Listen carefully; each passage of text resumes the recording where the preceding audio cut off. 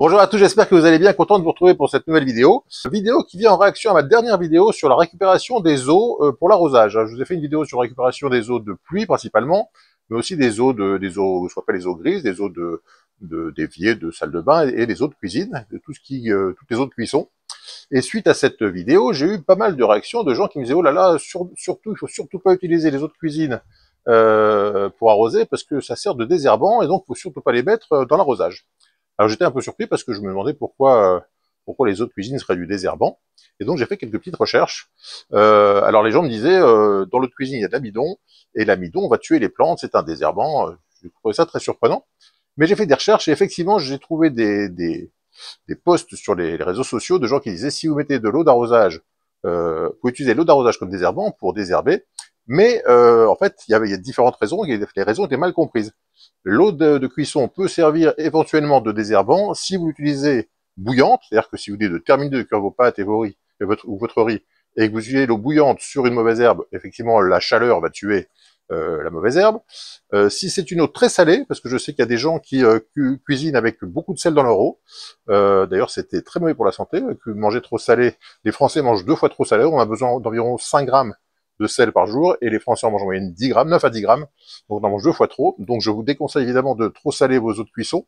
J'ai même lu qu'il y en a qui mettaient 1 cuillère à soupe par litre d'eau de cuisson de pâtes ou de riz pour bien saler les pâtes ou le riz, et c'est effectivement beaucoup trop, donc je vous déconseille, mais enfin si vous salez beaucoup vos plats, effectivement si vous avez une eau bouillante et très salée, ça peut effectivement faire office de désherbant. Mais c'est pas ce qu'on recommande. Il vaut mieux pas manger trop salé pour éviter l'hypertension, pour éviter des tas de soucis de santé. Si vous mangez en plus du fromage, de la charcuterie et que vous mettez beaucoup de sel dans votre eau, alors là c'est la catastrophe. Votre organisme aura du mal à supporter. Mais donc, pour répondre à toutes les personnes qui m'ont dit que l'eau de cuisson était un désherbant, l'eau de cuisson n'est un désherbant que si on l'utilise bouillante et très salée. Sinon, si vous utilisez votre pâte et vos pâtes ou votre riz dans de l'eau non salée, ou n'importe quel légume d'ailleurs, toutes les choses que vous faites bouillir dans de l'eau, si l'eau n'est pas salée, vous allez avoir dans l'eau des choses qui vont se dégager. Alors si vous faites des pâtes ou du riz, vous allez avoir de l'amidon. L'amidon c'est un sucre complexe, et donc en se décomposant, alors pourquoi je dis que ça peut être un engrais, c'est pas un engrais direct, c'est-à-dire que l'amidon c'est un sucre, donc c'est du carbone, de l'hydrogène, de l'oxygène, il n'y a aucun, vous savez que les éléments qui nourrissent les plantes, c'est principalement l'azote, le potassium et le phosphore, donc il n'y a pas ni azote, ni potassium, ni phosphore dans l'amidon.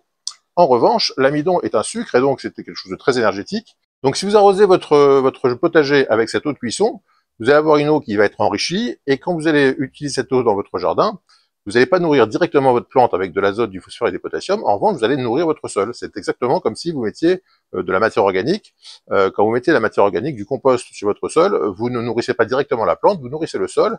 Qu'est-ce que ça veut dire nourrir le sol? Ça veut dire nourrir tous les habitants de votre sol, ce qu'on appelle la pédofaune. Alors vous avez des petits habitants, vous avez des gros habitants, vous avez des champignons. Et donc si vous donnez de l'eau sucrée, donc pleine d'amidon à votre sol, toutes les bactéries et tous les champignons de votre sol vont être ravis parce qu'ils vont avoir à manger. Du coup, ils vont plus se développer, vous en aurez plus, et plus vous aurez de bactéries et plus vous aurez de champignons dans votre sol, plus vous aurez un sol vivant, et ce sol vivant va donc consommer le sucre, et lui-même, quand toutes ces bactéries et tous ces champignons vont mourir, ils vont se décomposer, et là, ils vont libérer de l'azote, du phosphore, du potassium, et donc nourrir votre plante. Donc vous voyez que le fait de donner de l'eau de cuisson à votre sol ne va pas nourrir directement la plante, mais il va nourrir le sol, et ensuite le sol nourrira la plante. Voilà, donc je vais faire cette petite précision parce que c'est vrai qu'il y a des tas de gens qui m'ont dit, oh là là, si vous mettez votre eau de cuisson, vous allez désherber votre jardin. Donc je répète, l'eau de cuisson comme désherbant, c'est uniquement valable si l'eau est bouillante et très salée. En revanche, si vous avez de l'eau de cuisson à température ambiante et sans sel ou avec très peu de sel, là vous pouvez tout à fait l'utiliser. Au contraire, vous allez apporter des nutriments à votre sol, nutriments qui vont nourrir les habitants de votre sol, et les habitants de votre sol, en se décomposant, et en décomposant cette matière sucrée, va permettre de donc nourrir votre plante.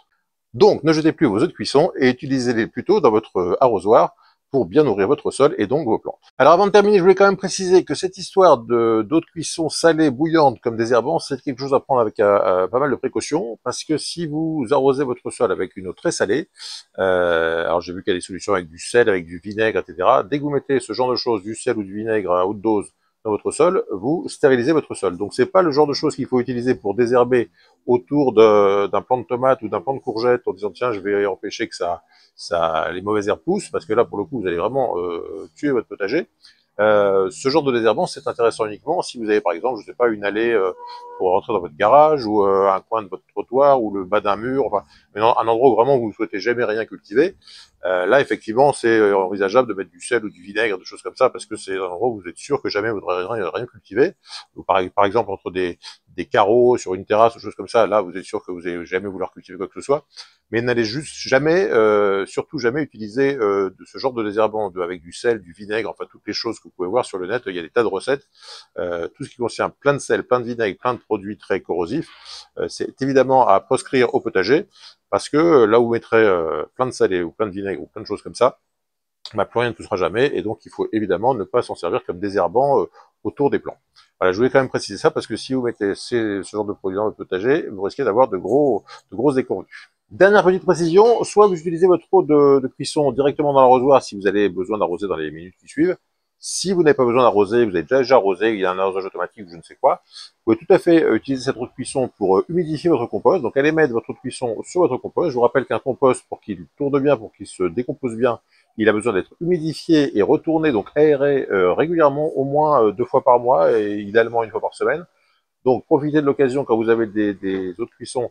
Et je précise aussi d'ailleurs que tout ce qui est gras, c'est-à-dire les huiles, alors la vinaigrette non, mais si vous avez fait un plat avec un peu d'huile, etc., l'huile, comme l'amidon, c'est très énergétique. Donc si vous avez un peu d'huile de cuisson, que au lieu de la jeter je ne sais où, vous pouvez mettre un peu d'huile de cuisson sur votre compost. Là aussi, les bactéries vont se régaler avec cette énergie, c'est très concentrant en énergie. Donc, si vous ne pouvez pas utiliser vos eaux de cuisson ou vos vieilles huiles directement en arrosage au potager, vous pouvez tout à fait les mettre sur votre compost. Ça permettra de l'humidifier, de le retourner régulièrement et de l'humidifier. Et comme ça, vous aurez un compost qui se décomposera encore mieux et il sera plus rapide, plus facile à utiliser et plus rapide à utiliser. Voilà, c'est tout pour aujourd'hui. J'espère que cette vidéo vous aura plu. Si c'est le cas, n'hésitez pas à mettre un petit pouce bleu. Si vous n'êtes toujours pas abonné à la chaîne, je compte sur vous pour nous rejoindre très vite. Et on se retrouve très bientôt pour de nouvelles aventures. Bye bye!